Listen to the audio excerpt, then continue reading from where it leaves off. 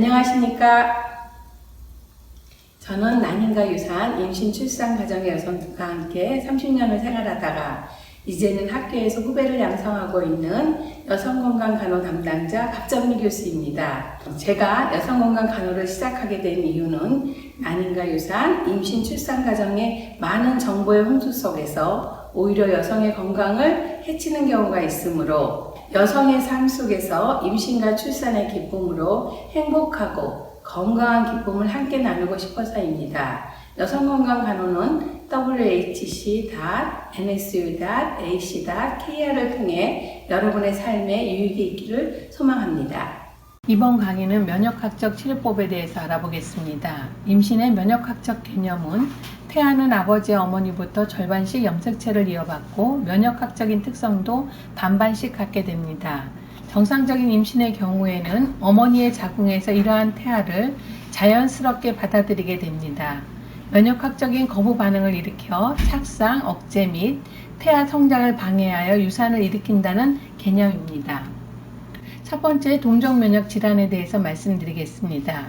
동종면역 요인은 태아의 태반 조직 항원에 대한 비정상적인 모체 면역 반응에 기인합니다. 습관성 유산에 있어서의 동종면역의 기전은 아직 확실하지 않고 치료 역시 논란이 많으나 모체, 태아 부적합을 막기 위한 몇 가지 면역요법 치료가 제기되고 있습니다. 가장 널리 사용되는 면역요법으로는 백혈구 면역법과 면역글로불린 요법이 있습니다. 자가면역 질환에 대해서 말씀드리겠습니다. 자가면역이란 자기 자신의 특정 성분에 대한 체액성 면역과 세포성 면역을 말합니다. 치료제는 아스피린, 헤파린, 부순피질 호르몬 등이 이용이 됩니다. 습관성 유산의 면역학적 치료는 어떻게 할까 한번 알아보기로 하겠습니다. 헤파린과 아스피린이 될 수가 있습니다. 자가항체에 의한 자궁혈관의 혈액 응고와 자가항체의 기능 자체를 억제하는 효과입니다. 고농도 프로제스테론입니다. 백혈구에 의한 태아의 독성 물질 생산을 줄이는데 효과적인 치료법으로 보고되고 있습니다. 유산 후의 신체적인 불편감에 대해서 말씀드리겠습니다. 출혈이 있을 수 있습니다. 임신 초기에는 태아가 완전히 안정적으로 착상을 한 상태가 아니기 때문에 유산의 위험성이 가장 높은 시기입니다. 임신 12주까지는 특별히 주의를 기울여야 합니다. 임신 기간 중 발생하는 질출혈은 임신 5에서 6주 때 나타나는 착상혈과 분만 시작 전 비치는 이슬을 제외하고는 모든 경우가 위험하다고 볼 수가 있습니다. 갑작스러운 질출혈이 발생했다면 즉시 병원을 찾아 주치의와 상담하시는 것이 가장 안전합니다.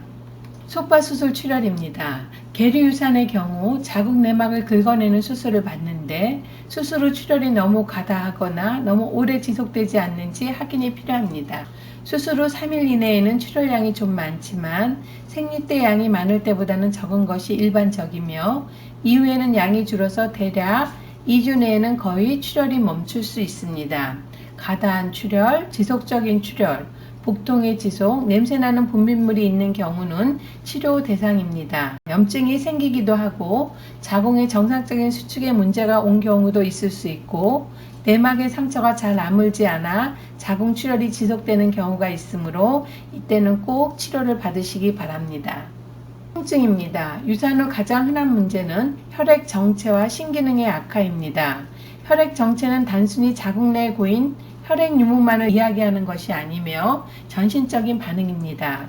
고인 혈액 제거가 잘 되지 않으면 유산 후 생리통이나 골반통의 원인이 되고 또한 부종이나 체중 정체를 일으키기도 하며 말초 순환이 저하되는 문제와도 관련이 있어 냉증, 시림, 저림 등의 감각 이상의 문제로 나타나기도 합니다.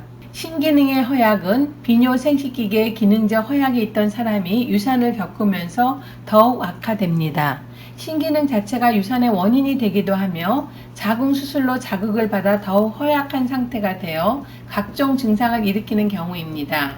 유산 후 허리 통증이 심해졌다, 춥고 간절히 아프다, 아랫배가 묵직하다, 소변을 자주 본다, 개운치 않다 등의 증상을 호소하는 경우가 있으므로 초음파 검사상 고인 혈액이 없고 정상 크기이고 자궁이 돌아온 것도 중요하겠지만 그 위에 문제도 있을 수 있다는 것을 알고 스스로 관리하셔야 됩니다. 증상이 있다면 적극적으로 치료를 받는 게 좋습니다.